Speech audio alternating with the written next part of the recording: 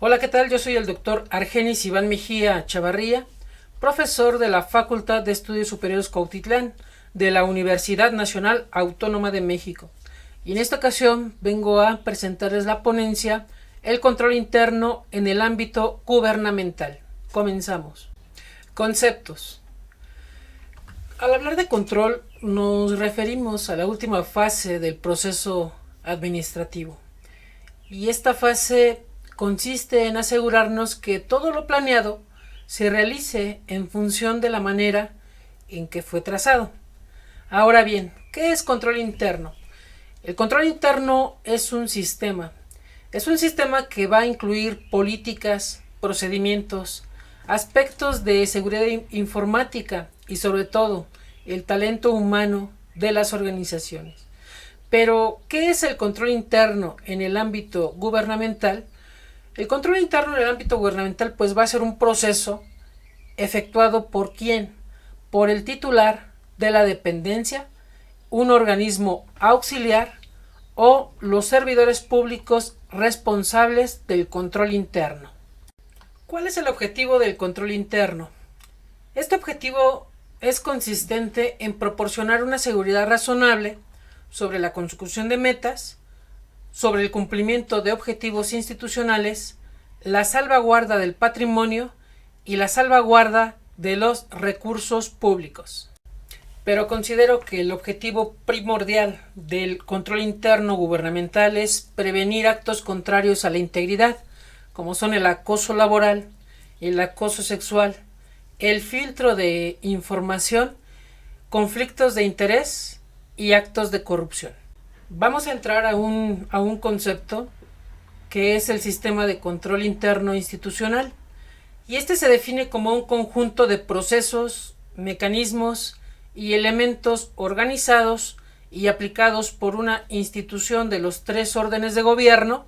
¿Pero a qué nivel? Pues a un nivel de planeación, de organización, de dirección, de ejecución, de control, de información y seguimiento a procesos. ¿Y para qué aplicamos este sistema de control interno a estos niveles? Para dar certidumbre a una toma de decisiones asertivas y conducir esta hacia una seguridad razonable al logro de metas y objetivos en un ambiente ético, íntegro, de calidad, de mejora continua, de eficiencia y sobre todo de cumplimiento a la Ley General de Contabilidad Gubernamental. Objetivos del control interno. Tenemos 5 objetivos de control interno. El primero es contribuir al cumplimiento de esa filosofía institucional como la visión, misión, metas y objetivos estratégicos. El segundo es obtener información oportuna, confiable y suficiente como herramienta útil para la toma de decisiones. El tercero es procurar medidas para la protección, uso y conservación de recursos financieros, recursos materiales, recursos técnicos y recursos de cualquier uso en la institución. El cuarto es promover la efectividad y eficiencia organizacional, así como la eficacia operacional.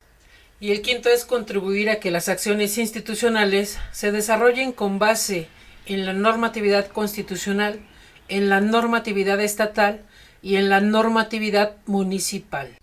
Categorías del objetivo de control interno. El control interno tiene el objetivo de proporcionar una seguridad razonable en el logro de los objetivos y metas de la institución en las siguientes categorías. En cuanto a operación, eficacia, eficiencia y economía de las operaciones y proyectos. En cuanto a información, que cumpla con las características de la información financiera. Confiabilidad, veracidad y oportunidad de la información financiera, presupuestaria y de operación. En cuanto al cumplimiento, observancia del marco legal reglamentario, normativo y administrativo aplicable a las instituciones. Y en cuanto a salvaguarda, protección de los recursos públicos y prevención de actos de corrupción. Beneficios del control interno. Podemos mencionar 8 beneficios del control interno. El primero es que proporciona confianza a los responsables de los procesos operativos sobre el cumplimiento de sus objetivos, además de brindar retroalimentación acerca de la eficacia de su operación. El segundo es que ayuda a reducir riesgos sobre el cumplimiento de los objetivos institucionales. El tercero es que permite a la alta dirección una adecuada toma de decisiones para la consecución de objetivos institucionales. El cuarto es que contribuye a que la información cumpla con las características de integridad, oportunidad, veracidad, fehaciencia y confianza. El quinto es que promueve una constante en la mejora de la gestión gubernamental y el cumplimiento de la normatividad de los 3 órdenes de gobierno. El sexto es que ayuda al personal a medir su desempeño para mejorarlo. Y el séptimo es que fortalece la correcta planeación y la ejecución presupuestal. Y el octavo es promueve la transparencia y la rendición de cuentas. Mecanismos o naturaleza de los controles internos. Tenemos de 3 tipos: controles preventivos, controles detectivos y controles correctivos. En cuanto a los preventivos, se anticipan a las desviaciones, son más rentables y evitan costos de corrección o reprocesos. En cuanto a los detectivos, son identificados en la ejecución de los procesos, incluyen revisiones o comparaciones y son más costosos que los preventivos. Y en cuanto a los correctivos, son acciones o procedimientos de corrección, son mucho más costosos que los controles preventivos y los controles detectivos y tienen un menor grado de efectividad. En cuanto a los controles detectivos, son elementos de control cuyo propósito es identificar omisiones y desviaciones y cuya característica principal es que se aplican antes de que concluya el proceso. En cuanto a los controles preventivos, son mecanismos de control cuyo propósito es anticiparse a contingencias. Su característica principal es que son más efectivos que los detectivos y los correctivos. Y los controles correctivos son mecanismos de control cuyo propósito es identificar, corregir o sustanciar. Su característica principal es que operan en la etapa final del proceso y son mucho menos efectivos. Responsables de la aplicación del control interno. Por definición, la responsabilidad de aplicar el marco integrado de control interno es responsable, en primer lugar, el órgano de gobierno, así como el titular o los servidores públicos inmersos en los procesos de la institución.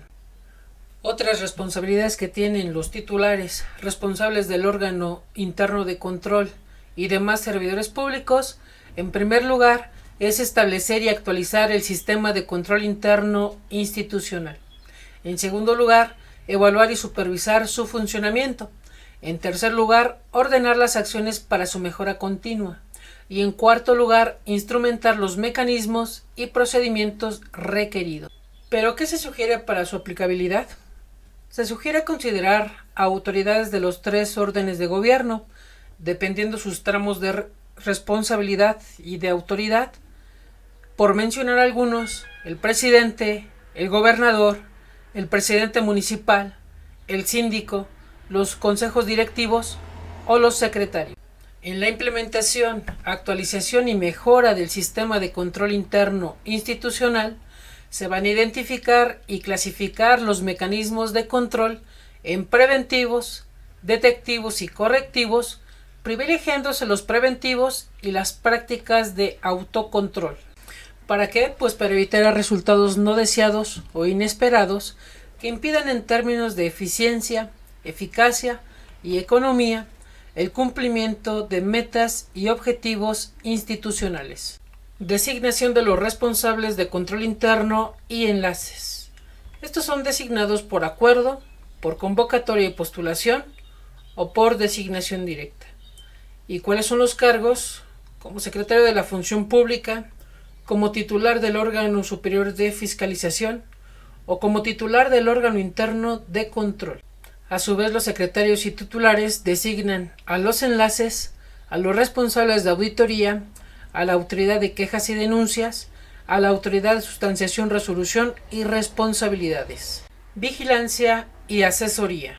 A su vez, los titulares de los órganos de control interno, conforme a sus atribuciones, van a ser responsables de vigilar la implementación y adecuada aplicación de la normatividad en materia de control interno, además de asesorar y apoyar a los titulares y servidores públicos en la implementación del sistema de control interno institucional. Modelos de control interno. Antecedentes históricos. Surge la revolución industrial derivado de la necesidad de controlar operaciones que por su magnitud eran realizadas por máquinas de vapor y manejadas por varias personas. Se piensa que surge con la teoría de la partida doble. A partir de los años 80 se implementan acciones efectuadas por países desarrollados tendientes a dar respuesta a diversas inquietudes inherentes a diversidad de conceptos, definiciones e interpretaciones, buscando construir un marco conceptual para satisfacer las necesidades de los entes públicos y privados. En los 90, los nuevos modelos de control, originados por COSO, trabajaron en iniciativas para estandarizar conceptos y elementos que enmarcan el control interno, buscando disminuir riesgos consistentes en carencia de profesionalización, vacíos legales en la administración pública, poca importancia del establecimiento del control interno y fraudes. Actualmente, los modelos de control interno se van a orientar en promover la eficiencia, reducir el riesgo en la obtención de objetivos, la gestión, guarda, custodia y destino de los recursos y en colaborar en la certeza de la información financiera. Todo esto en un marco normativo apegado a la ley. Ahora bien, la necesidad de contar con lineamientos y herramientas estándar para el ejercicio del control ha promovido la creación y desarrollo de diversos modelos de control, entre los cuales podemos mencionar el modelo COCO, que es el modelo canadiense, el modelo Cadbury, que es el modelo de Reino Unido, el modelo COSO, que es el modelo de Estados Unidos, y el modelo MISI, que es la adaptación del COSO para Latinoamérica. Modelo COCO.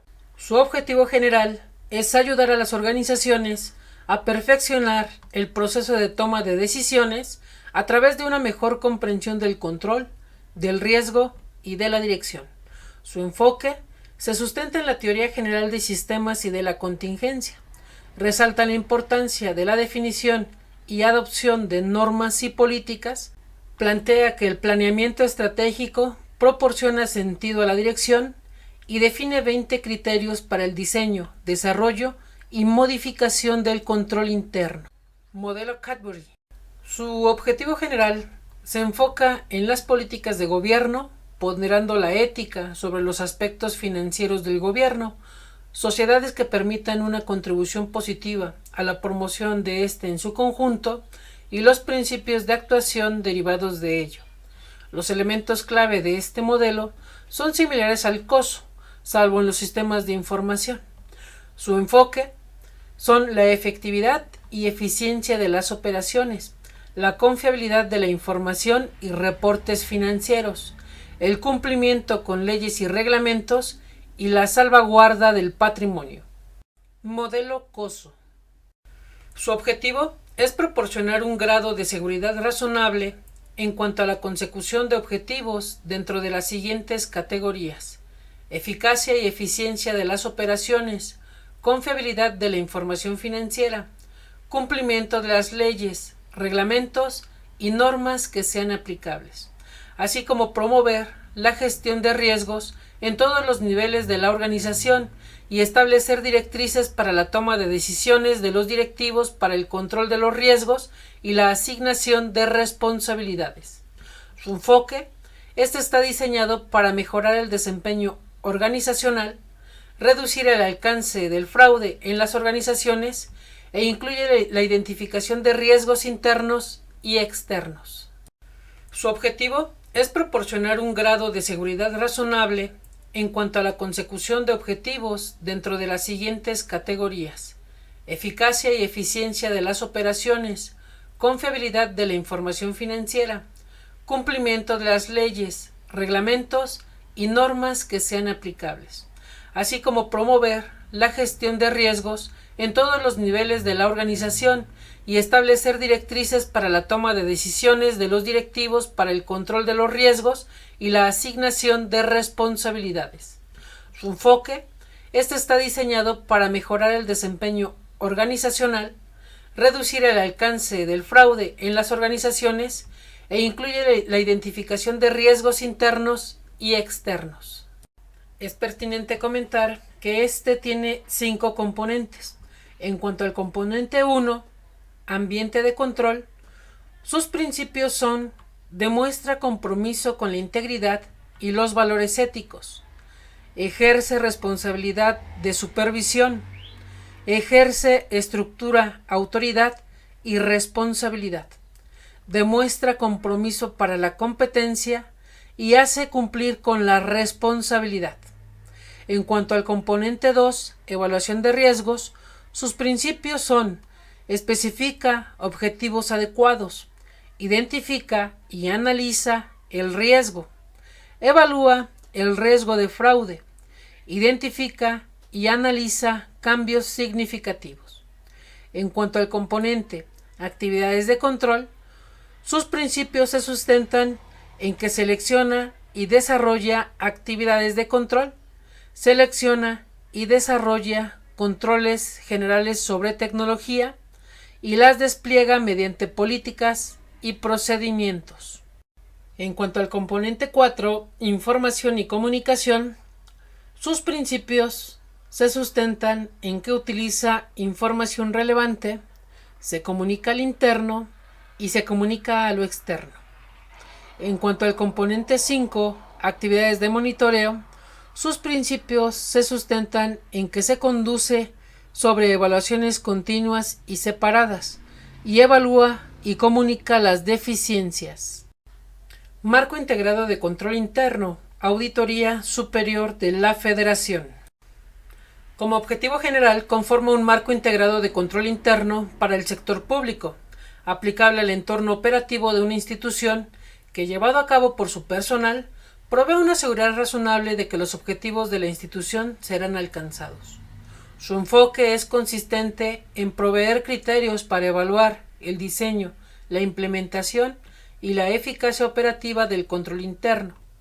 Determina si el control interno es apropiado y suficiente para cumplir con las 3 categorías de objetivos, operación, información y cumplimiento.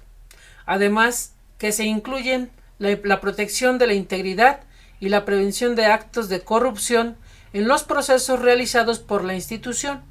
Su enfoque no es limitativo, por lo que es aplicable a todas las categorías de objetivos sin interferir o contraponerse con las disposiciones jurídicas y normativas aplicables. Tiene 5 componentes. El primer componente es el ambiente de control, cuyos principios se sustentan en que la institución y el titular deben mostrar una actitud de respaldo y compromiso con la integridad, los valores éticos, las normas de conducta, la prevención de irregularidades administrativas y la corrupción. El titular y la administración son responsables de supervisar el funcionamiento del control interno a través de las unidades que establezca para tal efecto. El titular y la administración deben de autorizar, conforme a las disposiciones jurídicas y normativas aplicables, la estructura organizacional, asignar responsabilidades y autoridad para alcanzar los objetivos institucionales, rendir cuentas de los resultados alcanzados. El titular y la administración son responsables de promover los medios necesarios para contratar, capacitar y retener a los profesionales competentes.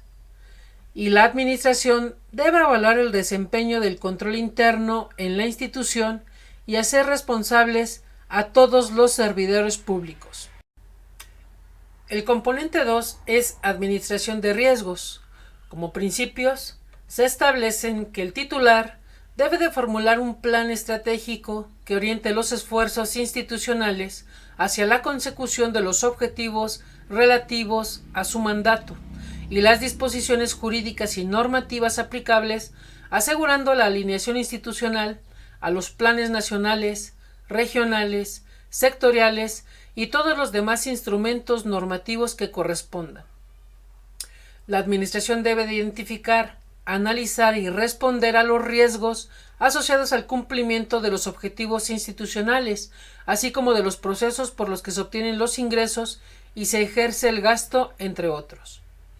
También la Administración debe considerar la posibilidad de ocurrencia de actos de corrupción, fraude, abuso, desperdicio y otras irregularidades relacionadas con la adecuada salvaguarda de los recursos públicos, al identificar, analizar y responder a los riesgos en los diversos procesos que realiza la institución.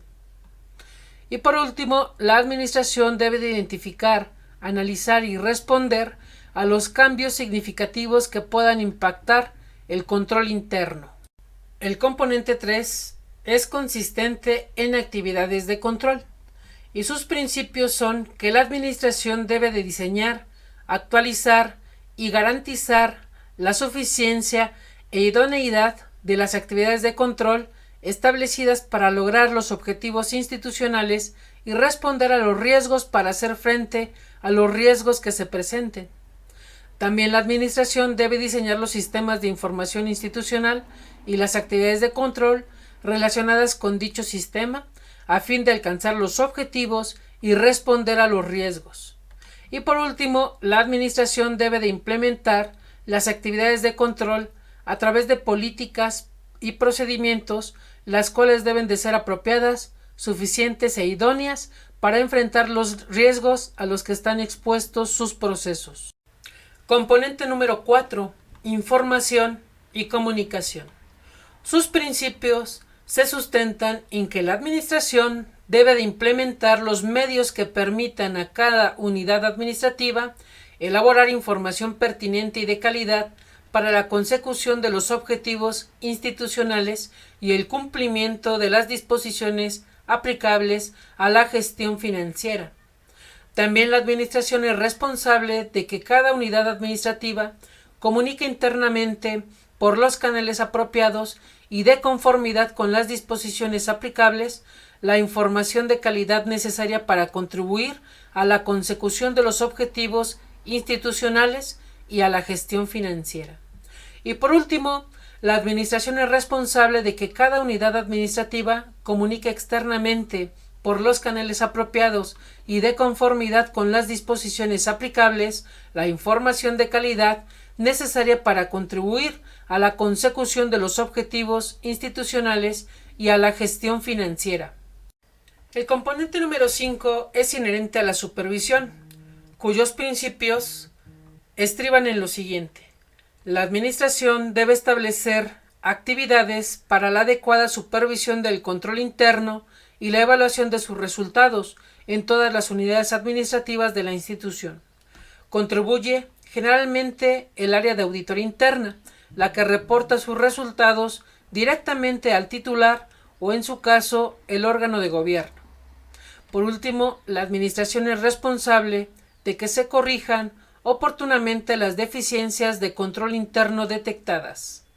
Con motivo de la expedición de la Ley General del Sistema Anticorrupción, se otorga el título tercero al Sistema Nacional de Fiscalización, con la facultad de homologar procesos, procedimientos, técnicas, criterios, estrategias y programas, así como que normas profesionales en materia de auditoría y fiscalización. En 2014, la Auditoría Superior de la Federación y la Secretaría de la Función Pública emitieron el Marco Integrado de Control Interno basado en la metodología COSO, determinando integrar el Sistema Nacional de Fiscalización. El Sistema Nacional de Fiscalización va a proveer los criterios para evaluar el diseño, la implementación y la eficacia operativa del control interno en dependencias y entidades de la administración pública. ¿Para qué? Para determinar si el control interno es apropiado y suficiente para cumplir con las categorías de objetivos de operación, información, cumplimiento, salvaguarda, protección de la integridad y prevención de actos de corrupción. La estructura de control interno consta de 5 componentes: ambiente de control, administración de riesgos, actividades de control, información y comunicación y supervisión. Y estos representan el nivel más alto en la jerarquía del marco integrado de control interno, debiendo diseñarse e implementarse adecuadamente, operar en su conjunto y operar de forma sistemática.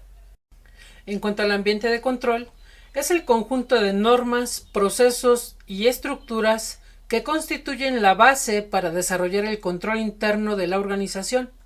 Son los cimientos del control interno y proporciona la disciplina y estructura para apoyar al personal en la consecución de los objetivos de los entes públicos. Para la aplicación de este componente, el titular, la administración y, en su caso, el órgano de gobierno y funcionarios públicos deberán establecer y mantener un ambiente de control en toda la institución que implique una actitud de respaldo hacia el control interno, así como vigilar la implementación y operación en conjunto de los siguientes principios. Número 1. Mostrar actitud de respaldo y compromiso. Número 2. Ejercer la responsabilidad de vigilancia. Número 3. Establecer la estructura, responsabilidad y autoridad. Número 4. Demostrar el compromiso con la competencia profesional. Y número 5. Establecer la estructura para el reforzamiento de la rendición de cuentas. Administración de riesgos. Proceso dinámico para identificar, analizar, evaluar, responder, supervisar y comunicar los riesgos, incluidos los de corrupción, inherentes o asociados a los procesos, los cuales logra el mandato de la institución mediante el análisis de los distintos factores que pueden provocarlos. Su finalidad es definir estrategias y acciones para mitigarlos y asegurar el logro de metas y objetivos institucionales de forma razonable en términos de eficacia, eficiencia y economía en un marco transparente y de rendición de cuentas. Es el conjunto de normas, procesos y estructuras que constituyen la base para desarrollar el control interno de la organización. Para su aplicación se observan los siguientes principios: definir metas y objetivos institucionales, identificar, analizar y responder a los riesgos, considerar el riesgo de corrupción, identificar, analizar y responder al cambio. Actividades de control. Son acciones que define y desarrolla la administración a través de políticas, procedimientos y tecnologías de la información y comunicación con objeto de alcanzar las metas y objetivos institucionales y prevenir y administrar los riesgos, incluidos los de corrupción. Se ejecutan en todos los niveles de la institución, en las diferentes etapas de sus procesos y en el entorno tecnológico. Cada actividad de control que se aplique debe ser suficiente para evitar la materialización de los riesgos y minimizar el impacto de sus consecuencias. En todos los niveles de la institución existen responsabilidades en las actividades de control. Debido a esto, es necesario que todos los servidores públicos conozcan las tareas de control que deben de ejecutar.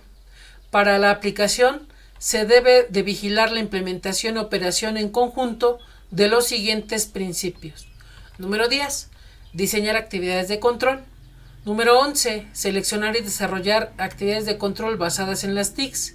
Y número 12. Implementar actividades de control. Componente de información y comunicación. La información es necesaria para que la entidad cumpla sus responsabilidades de control interno y soportar el logro de sus objetivos. La administración debe ser responsable de establecer los mecanismos que aseguren que la información relevante tiene los elementos de calidad suficientes y que los canales de comunicación son efectivos. Los sistemas de información y comunicación deben diseñarse e instrumentarse bajo criterios de utilidad, confiabilidad y oportunidad, actualización permanente, difusión eficaz por los medios electrónicos y en formatos susceptibles de aprovechamiento para su procesamiento, permitiendo determinar si se logran las metas y objetivos institucionales con el uso eficiente de los recursos. Para la aplicación, se deberá vigilar la implementación y operación de los siguientes principios. Número 13. Usar la información relevante, veraz y de calidad. Número 14. Comunicar internamente. Y número 15. Comunicar externamente. Vamos con el elemento supervisión. La supervisión debe facilitar la administración de los recursos, actividades y procesos, ya que será una poderosa herramienta para ejercer el control. Como definición, la supervisión se refiere a las actividades establecidas y operadas por los responsables designados por el titular de la institución para mejorar de manera continua al control interno, mediante la supervisión y evaluación de su eficacia, eficiencia y economía. La supervisión es responsabilidad de la administración en cada uno de los procesos que realiza y se puede apoyar en los resultados de las auditorías realizadas por el órgano interno de control y por otras instancias fiscalizadoras, proporcionando una supervisión adicional a nivel institución, división, unidad administrativa o función. Contribuye a la optimización permanente del control interno y a la calidad en el desempeño de las operaciones, la salvaguarda de los recursos públicos, la prevención de la corrupción, la oportuna resolución de los hallazgos de auditoría y de otras revisiones, así como la idoneidad y suficiencia de los controles internos implementados. El sistema de control interno institucional debe mantenerse en un proceso de supervisión y mejora continua, con el propósito de asegurar que la insuficiencia, deficiencia o inexistencia detectadas en la supervisión, verificación y evaluación interna y o por las diferentes instancias fiscalizadoras se resuelva con oportunidad y diligencia dentro de los plazos establecidos de acuerdo a las acciones a realizar, debiendo identificar y atender la causa raíz de las mismas a efecto de evitar su recurrencia. Para la aplicación de este componente, el titular, la administración y, en su caso, el órgano de gobierno, como autoridades institucionales, deberán de vigilar la implementación y operación en conjunto de los siguientes principios. Principio 16. Realizar actividades de supervisión. Principio 17. Evaluar los problemas y corregir las deficiencias. Evaluación del sistema de control interno institucional. El control interno debe ser evaluado anualmente. ¿Por quién? Por los servidores públicos responsables en el ámbito de su competencia, aplicando procesos sustantivos y procesos administrativos, e identificando evidencia documental y evidencia electrónica que acredite la existencia y suficiencia de la implementación de los 5 componentes, los 17 principios, los elementos de control interno a disposición de las instancias fiscalizadoras. La institución determinará los procesos prioritarios, sustantivos y administrativos cuando se encuentren mapeados e incorporados a su inventario de procesos. ¿Bajo qué criterios?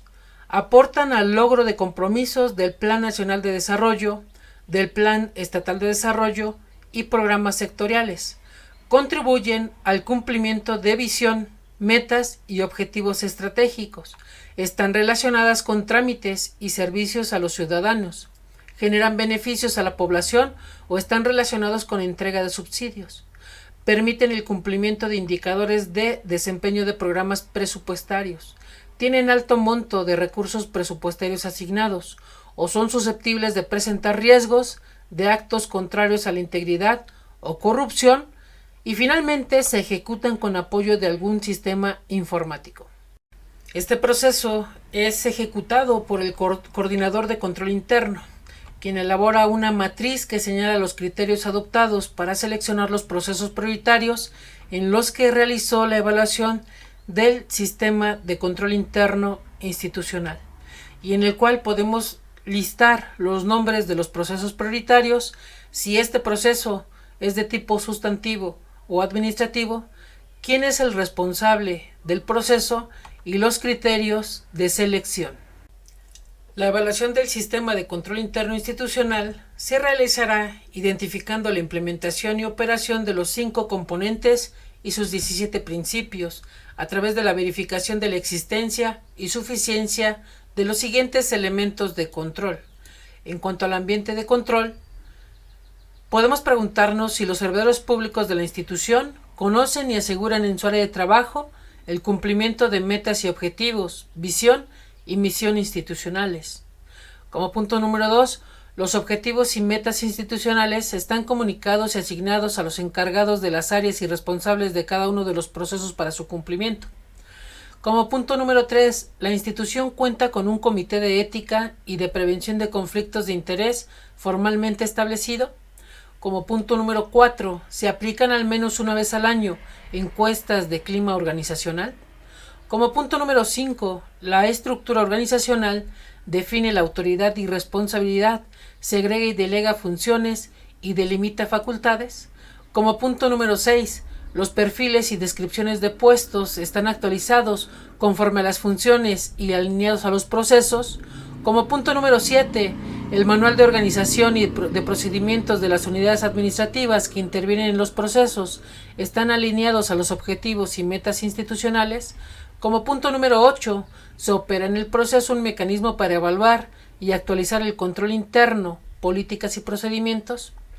En el componente de administración y riesgos, podemos preguntarnos lo siguiente: ¿se aplica la metodología establecida en el cumplimiento a las etapas para la administración de riesgos?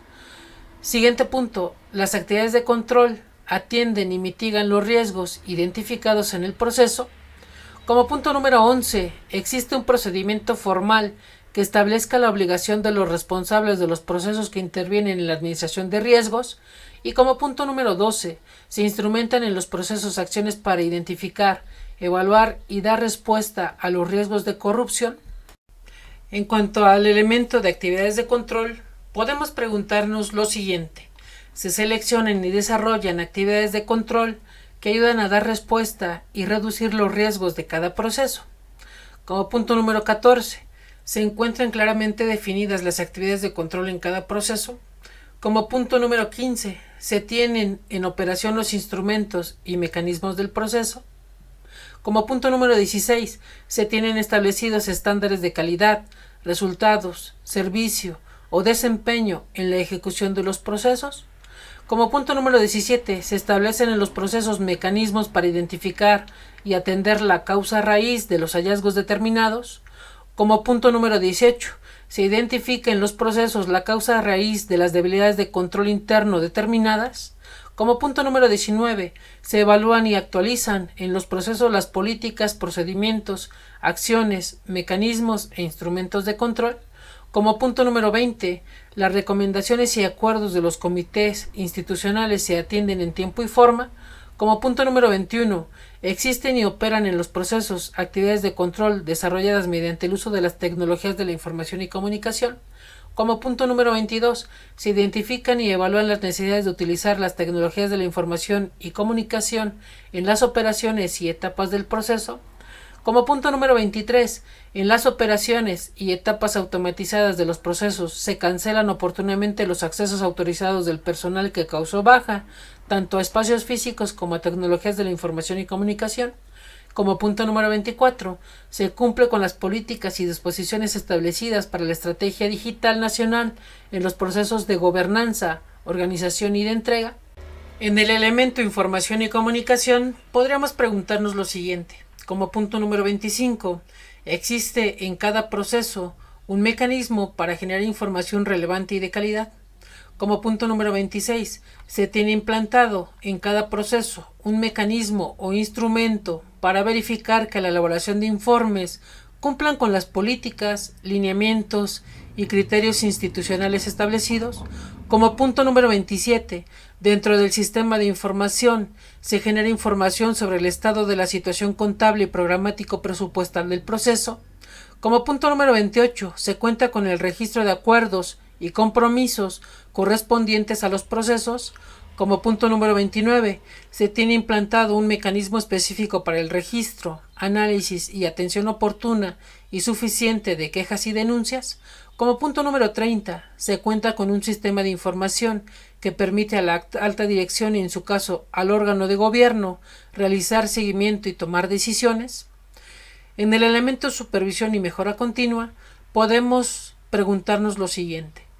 Como punto número 31, se realizan acciones correctivas y preventivas que contribuyen a la eficiencia y eficacia de las operaciones. Como punto número 32, los resultados de las auditorías de instancias fiscalizadoras de cumplimiento de riesgos, de funciones, evaluaciones y de seguridad sobre tecnologías de la información se utilizan para retroalimentar a cada uno de los responsables y mejorar el proceso. Y como punto número 33, se llevan a cabo evaluaciones del control interno de los procesos sustantivos y administrativos. Programa de trabajo de control interno. Programa de trabajo de control interno. ¿Qué debe contener? Debe contener acciones de mejora tendientes a fortalecer los elementos de control interno de cada componente. ¿Cómo se identifican? Mediante inexistencias o insuficiencias que van a representar debilidades de control o áreas de oportunidad para diseñar nuevos controles. El programa de trabajo de control interno debe de incluir la fecha de inicio y término de la acción de mejora, la unidad administrativa responsable, el responsable de su implementación y los medios de verificación. ¿Qué debe de presentar este programa de trabajo de control interno? En primer lugar, se debe incluir la firma de autorización del titular. Se recomienda plasmar acciones concluidas al 31 de diciembre, incluir documentación de acciones y justificaciones, considerar aspectos no atendidos en la siguiente evaluación del sistema de control interno institucional y determinar nuevas acciones a implementar en el programa de trabajo de control interno. Reporte de avances trimestrales del programa de trabajo de control interno. Para dar seguimiento al programa de trabajo de control interno, es necesario que el titular del órgano interno de control efectúe reportes de avance trimestrales que van a contener el resumen cuantitativo de las acciones de mejora, a incluir el total de acciones de mejora concluidas, el porcentaje del cumplimiento que representan, el total de acciones en proceso, el avance de acciones en proceso y las acciones pendientes sin avance. Asimismo, es necesario presentar un análisis cualitativo con las problemáticas que obstaculizan el cumplimiento de acciones de mejora detectadas en el proceso, también con las propuestas de solución para considerarse por el comité o el órgano de gobierno, y una conclusión general que va a incluir el avance global en la atención de acciones de mejora y la conclusión de acciones de mejora y generación de valor para corregir debilidades o insuficiencias de control interno o fortalecer el sistema de control interno institucional. Este se debe de presentar con la firma del responsable y se debe de presentar para que éste sea evaluado, y derivado de la evaluación se presenta un reporte de la evaluación efectuada, en donde el titular del órgano interno de control elaborará este reporte del informe evaluado. Este informe de resultados es realizado por el titular del órgano interno de control, quien va a evaluar el informe anual en función del programa de trabajo de control interno y lo va a presentar ante el titular de la institución o ante el comité u órgano de gobierno. Este informe de resultados, ¿qué va a contener?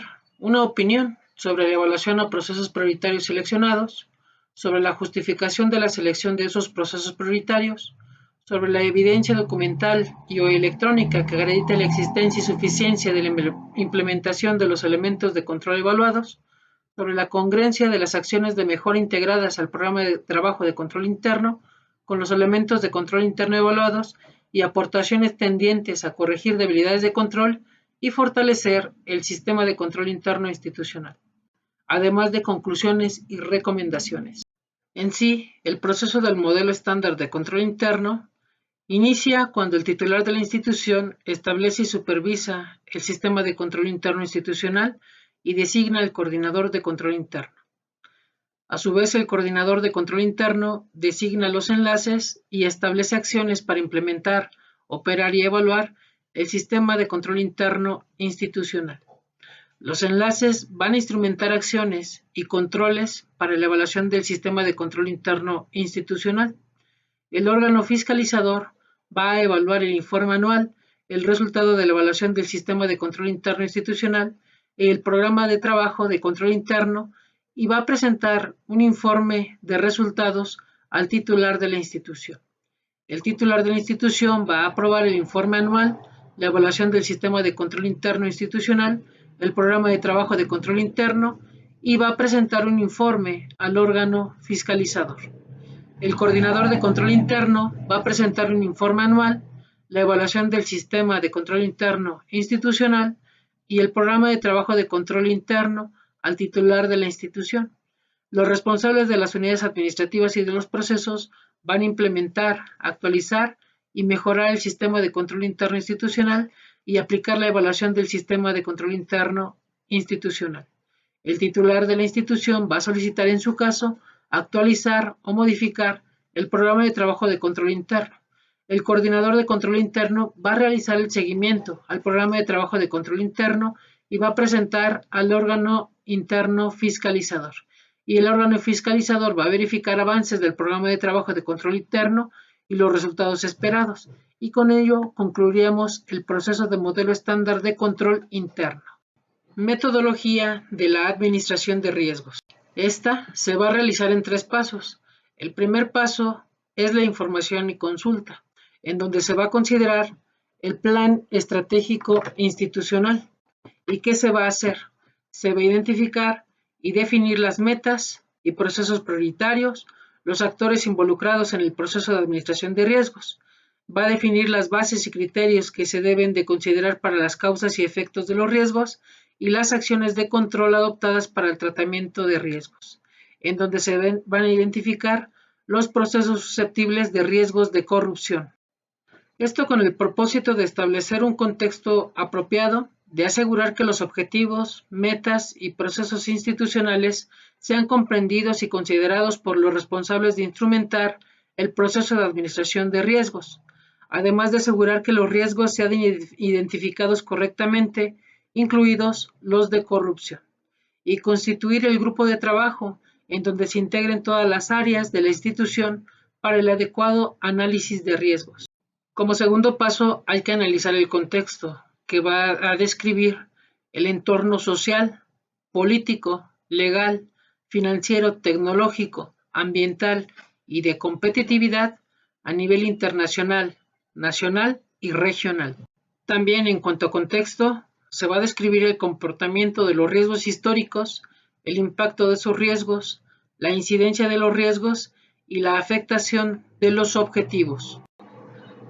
Identificando, seleccionando y agrupando enunciados definidos como supuestos en procesos institucionales para contar con un conjunto sistemático de eventos adversos de realización que tienen el potencial de afectar el cumplimiento de los objetivos. Este conjunto será la referencia en la identificación y definición de los riesgos. En cuanto a la evaluación de riesgos, este es el paso número 3. Este se realiza mediante la identificación, selección y descripción de los riesgos, con base en metas y objetivos institucionales y procesos sustantivos, para constituir el inventario de riesgo institucional. Y aquí podríamos utilizar las siguientes técnicas: talleres de autoevaluación, mapeo de procesos, análisis del entorno, indicadores de gestión, lluvia de ideas, análisis de indicadores de desempeño, entrevistas y cuestionarios, análisis comparativo y registro de riesgos materializados. Número 2. Nivel de decisión del riesgo. Esto se refiere a identificar el nivel de exposición del riesgo en caso de materialización, conforme al riesgo estratégico, el cual va a afectar negativamente el cumplimiento de misión, visión, objetivos y metas institucionales. El riesgo directivo impacta negativamente la operación de procesos, programas y proyectos de la institución. Y el riesgo operativo, que repercute en la eficacia de las acciones y tareas realizadas por los responsables de su ejecución. En cuanto a la clasificación del riesgo, este debe ser realizado en congruencia con la descripción del riesgo, en función de la naturaleza de la institución, clasificando conforme al tipo de riesgo, en sustantivo, en administrativo, en legal, en financiero, en presupuestal, en de servicios, en de seguridad, de obra pública, de factor humano, de imagen, de tecnologías de la información y comunicación, de salud y de corrupción. En cuanto a la identificación de factores de riesgo, van a describir causas o situaciones de ocurrencia a la materialidad del riesgo, considerándose los siguientes factores. El factor humano, relacionado con personas internas y externas, participantes en proyectos, procesos, actividades y tareas. El factor financiero o presupuestal, referente a recursos financieros y presupuestales necesarios para el logro de metas y objetivos. En el factor técnico y administrativo, vinculados con la estructura orgánica y funcional, políticas, sistemas, procedimientos, comunicación e información que intervienen en la consecución de metas y objetivos. En el factor de TICs y TACs están relacionados con sistemas de información, comunicación, aprendizaje y conocimiento. En el factor material, referentes a la infraestructura y recursos materiales necesarios para el logro de metas y objetivos. En el factor normativo, es inherente a la normatividad de los 3 órdenes de gobierno. Y en el factor entorno, son condiciones internas y externas de la organización que impactan en la consecución de metas y objetivos. Como punto número 5 son los tipos de factores de riesgo, y estos se identifican el tipo de riesgo conforme a lo siguiente. Si el riesgo interno está relacionado con causas o situaciones originadas en el ámbito de actuación de la institución, y el riesgo externo, inherente a causas fuera del ámbito de competencia de la institución. Como punto número 6, la identificación de los posibles efectos de los riesgos. Y en este se describen consecuencias que incidirán en el cumplimiento de metas y objetivos en caso de que se materialice un riesgo. Como punto número 7, la valoración del riesgo de impacto antes de la evaluación de controles. En este se va a determinar una escala del 1 al 10 en función de los efectos, de acuerdo a una escala de valor. Y esa escala de valor es la siguiente. No, tenemos una escala de valor del 1 al 10 con 5 impactos.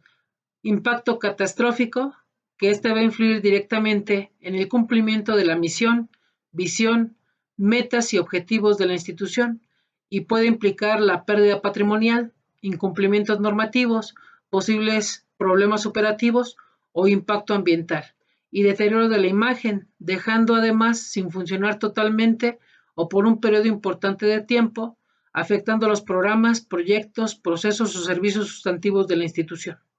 En un impacto grave, dañaría significativamente el patrimonio, incumplimientos normativos, problemas operativos o de impacto ambiental y deterioro de la imagen o el logro de las metas y objetivos institucionales. Además, se requiere de una cantidad importante de tiempo para investigar y corregir los daños. En un impacto moderado, causaría ya sea una pérdida importante en el patrimonio o un deterioro significativo en la imagen institucional. En un impacto bajo, causa un daño en el patrimonio o imagen institucional que se puede corregir en el corto tiempo y no afecta el cumplimiento de las metas y objetivos institucionales. En un impacto menor, es el riesgo que puede ocasionar pequeños o nulos efectos en la institución. Como punto número 8, la valoración de la probabilidad de ocurrencia antes de la evaluación de controles. Y en este la asignación se determina con un valor del 1 al 10 en función de los factores de riesgo, considerando la siguiente escala de valor, y en la cual tenemos una escala de valor del 1 al 10 y una probabilidad de ocurrencia de remota, inusual, probable, muy probable o recurrente. En la recurrente tiene una probabilidad de ocurrencia muy alta. Se tiene la seguridad de que el riesgo se materialice y tiende a estar entre el 90 y el 100%. En la probabilidad de ocurrencia de muy probable, tiene una probabilidad de ocurrencia alta y está entre el 75 al 89% la seguridad de que se materialice el riesgo. En la probabilidad de ocurrencia de probable, tiene una probabilidad de ocurrencia media y está entre el 51 al 74% la seguridad de que se materialice el riesgo. En la probabilidad de ocurrencia inusual, tiene una probabilidad de ocurrencia baja y está entre el 25 al 50% la seguridad de que se materialice el riesgo. En la probabilidad de ocurrencia remota, tiene una probabilidad de ocurrencia muy baja y está entre el 1 al 24% la seguridad de que se materialice el riesgo. Como paso número 4 está la evaluación de controles, que se va a realizar conforme a lo siguiente. En primer lugar, comprobar la existencia o no de controles para cada factor de riesgo. Como paso número 2, describir los controles existentes para administrar los factores de riesgo y sus efectos. Como paso número 3, determinar el tipo de control preventivo, correctivo y o detectivo. Como paso número 4, identificar los controles deficientes y suficientes. Deficientes quiere decir que no están documentados, no están formalizados, no son aplicados o no son efectivos. Y suficientes que cumplen con cada una de las deficiencias que se enunciaron en el punto anterior y se cuenta con el número adecuado de controles por cada factor de riesgo. Y como punto número 5, determinar si el riesgo está controlado suficientemente, cuando sus factores cuentan con controles suficientes. Como paso número 6, se debe de efectuar un mapeo de riesgos. Los riesgos se ubicarán por cuadrantes en la matriz de administración de riesgos y se graficarán en el mapa de riesgos en función de la valoración final del impacto en el eje horizontal y la probabilidad de ocurrencia en el eje vertical. La representación gráfica del mapa de riesgos deberá contener los siguientes cuadrantes. Número 1. Riesgos de atención inmediata. Estos son de alta probabilidad de ocurrencia en una escala de valor mayor que 5 y hasta 10 de ambos ejes. Número 2. Riesgos de atención periódica. Son de alta probabilidad de ocurrencia. Su escala de valores de 5 a 10. Tienen bajo grado de impacto de 1 y hasta 5. Número 3. Riesgos controlados. Tienen baja probabilidad de ocurrencia y grado de impacto. La escala de valores de 1 y hasta 5 en ambos ejes. Y número 4. Riesgos de seguimiento. Tienen baja probabilidad de ocurrencia, escala de valor de 1 a 5, alto de grado de impacto mayor a 5 y hasta 10. Paso número 7. Definición de estrategias y acciones de control para responder a los riesgos. En primer lugar, las estrategias. Estas van a constituir las políticas de respuesta para administrar los riesgos, basados en la valoración final del impacto y la probabilidad de ocurrencia del riesgo, lo que permitirá determinar acciones de control a implementar por cada factor de riesgo. Es importante realizar un análisis beneficio ante el costo de mitigación del riesgo, utilizando las siguientes estrategias. Evitar el riesgo. Eliminar factores que propician la materialidad del riesgo. Si una parte del proceso tiene alto riesgo, se realizan cambios sustanciales por mejora, rediseño o eliminación, resultando controles suficientes.